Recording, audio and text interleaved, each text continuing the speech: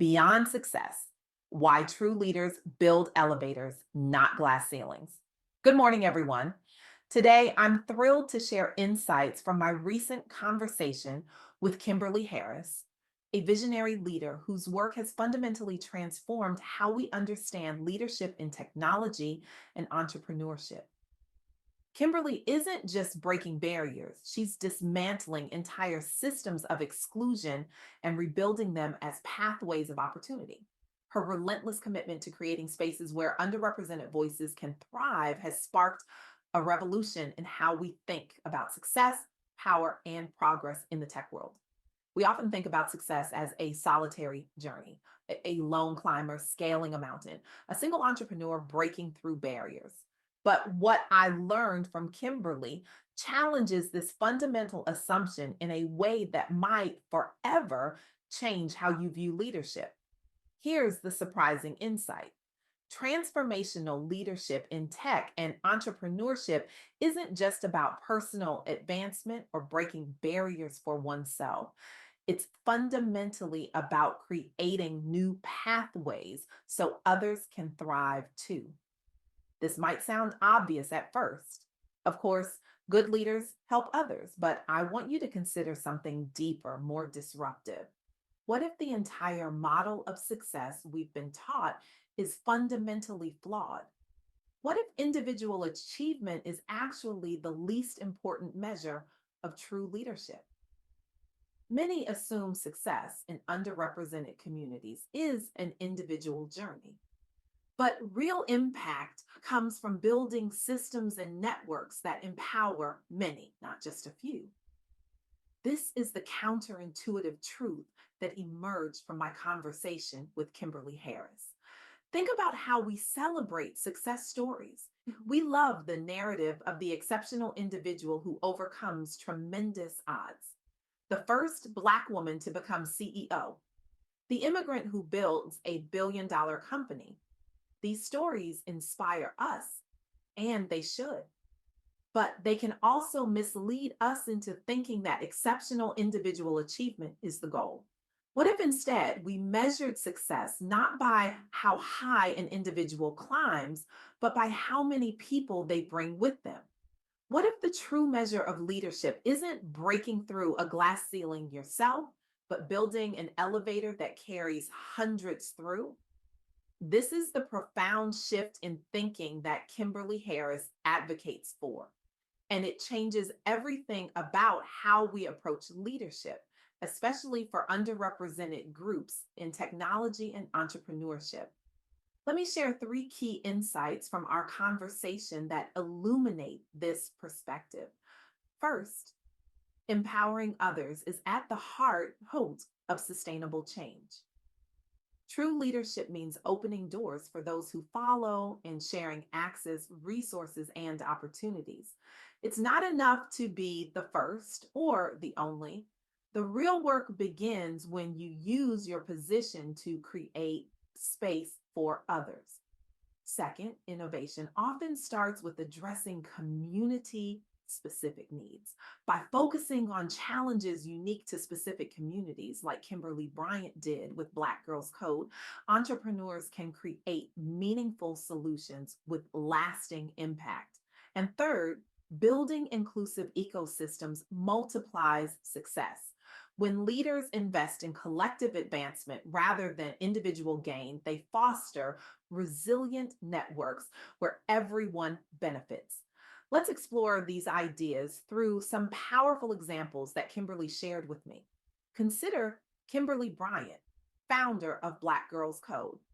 In 2011, Bryant established this nonprofit dedicated to teaching programming skills to young Black girls across America. As an electrical engineer who experienced isolation as one of few women, and even fewer women of color, in her field, Bryant recognized early intervention was crucial for changing tech's demographics long term. Black Girls Code faced the dual challenge of underrepresentation of Black girls in STEM fields and limited access to technology education within their communities. Bryant's solution wasn't just to excel in her own career. Instead, she launched grassroots coding workshops nationwide, tailored specifically for young Black girls, ages 7-17. Imagine this scene. A young Black girl walks into a classroom, perhaps for the first time, seeing rows of computers with other girls who look like her, all learning to code. For the first time, she doesn't feel like an outlier or an exception. She belongs. The message is clear. This space is for you. This future is for you. This industry needs you. Bryant built partnerships with schools and corporations to expand reach and impact. The results? Thousands of girls participated. Many alumni pursued college degrees and careers in computer science, dramatically increasing representation over time. Over 20 chapters established nationwide, widespread recognition, including national media coverage, a measurable increase in participants pursuing STEM careers. But perhaps most importantly, Black Girls Code shifted perceptions around who belongs in tech while inspiring similar programs globally. This is transformational leadership in action, not just climbing the ladder yourself, but building new ladders for others. As Maya Angelou wisely said, when you learn, teach, when you get, give, Kimberly Bryant embodied this principle by using her own experience of isolation to ensure future generations wouldn't face the same barriers. Another powerful example comes from Tristan Walker, founder of Bevel, a health and beauty brand designed specifically for Black men. Walker encountered a lack of products suited for his community's hair and skin types, along with cultural alienation from traditional beauty brands. Rather than simply lamenting this gap, Walker developed Bevel products tailored exclusively toward these needs while building authentic branding rooted firmly within his target audience's lived experiences. His company's rapid business growth led Bevel to relocate headquarters closer to its core customer base in Atlanta. Think about the significance of this move. While most companies chase talent in Silicon Valley or New York, Walker recognized that proximity to community wasn't just a nice to have, it was essential to his mission. This decision wasn't just business strategy, it was transformational leadership that prioritized community connection over conventional wisdom. Partnerships like one with Headspace extended mental health support into underserved communities. Walker leveraged frustration over inadequate market options into entrepreneurial motivation, choosing not only product innovation, but also location strategy based on community proximity. Bevel became a leader among culturally specific brands, and its approach inspired other minority entrepreneurs.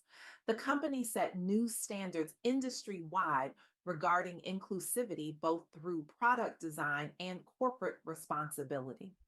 This is another example of transformational leadership, identifying a community need and addressing it in a way that creates opportunity for many, not just profit for one. As Kimberly Harris emphasized in our conversation, true innovation doesn't just solve problems, it empowers communities to solve their own problems. Let's look at one more historical example that illustrates this principle. Katherine Johnson broke barriers as one of NASA's first African American female mathematicians whose calculations were critical during pivotal space missions, including John Glenn's orbital flight. Johnson navigated intense racial and gender discrimination working at NASA during segregation era America. She relied on exceptional mathematical skill plus perseverance despite exclusionary policies and practices. Her work enabled successful missions central not only scientifically but symbolically, proving talent transcends stereotype when given opportunity. Johnson rose from segregated schools through West Virginia State College before joining NASA's predecessor agency, NACA, where she advocated quietly yet persistently against workplace inequity. She became a Presidential Medal of Freedom recipient, the subject of Hidden Figures, and a role model inspiring generations entering STEM fields. Her career helped catalyze institutional reforms at NASA and beyond regarding race and gender inclusion. While historical rather than entrepreneurial per se, Katherine Johnson exemplifies transformational impact made possible when individuals break ground so others may follow. Johnson once said, like what you do, and then you will do your best. But she didn't stop at doing her best individually. She created conditions where others could do their best too. These examples reveal a profound truth. The most impactful leaders don't just excel personally, they create systems that allow others to excel too. They don't just climb mountains, they build pathways up those mountains. This perspective challenges conventional wisdom about leadership and success. We're taught to measure achievement by individual milestones, promotions, awards, wealth accumulation. But what if we measured success differently? What if we asked, how many people have you helped advance? How many barriers have you removed for those coming behind you? How many systems have you transformed to be more inclusive? These questions lead us to a different model of leadership, one focused on collective advancement rather than individual achievement, one that recognizes that true transformation happens not when exceptional individuals succeed despite broken systems, but when those individuals use their success to fix the systems themselves. As Kimberly Harris pointed out in our conversation, this approach isn't just morally right, it's strategically smart. Research consistently shows that diverse teams outperform homogeneous ones. Inclusive companies outperform exclusive ones. When leadership focuses on building pathways for underrepresented groups, everyone benefits, including shareholders. This brings me to an important affirmation that Kimberly shared. I'm not just climbing for myself, I am building a ladder strong enough to hold us all. This powerful statement encapsulates the essence of transformational leadership. The implications of this perspective are far reaching. For individuals, it means redefining success beyond personal achievement. For organizations, it means investing in systems and cultures that empower diverse talent at all levels. For society, it means recognizing that the most valuable innovations often come from addressing the needs of underserved communities. I want to challenge you today. Look around at your life, your work, your sphere of influence. Are you simply climbing or are you building? Are you focused solely on breaking through barriers for yourself? Or are you creating pathways that will outlast your own journey? The world doesn't need more exceptional individuals who beat the odds. The world needs leaders who change the odds for everyone else. I believe each of us stands at a crossroads. We can pursue success as it's traditionally defined, climbing higher, achieving more, breaking barriers as individuals. Or we can redefine success entirely as the ability to create systems where many can thrive, not just a few exceptional outliers. This is your moment to decide, will you be remembered as someone who simply climbed high or as someone who built elevators that lifted generations? The choice is yours. But remember this, true transformation doesn't happen when we stand alone at the summit. It happens when we bring others with us to heights they never imagined possible. Stand up, speak out, build pathways, and never ever climb alone. Thank you.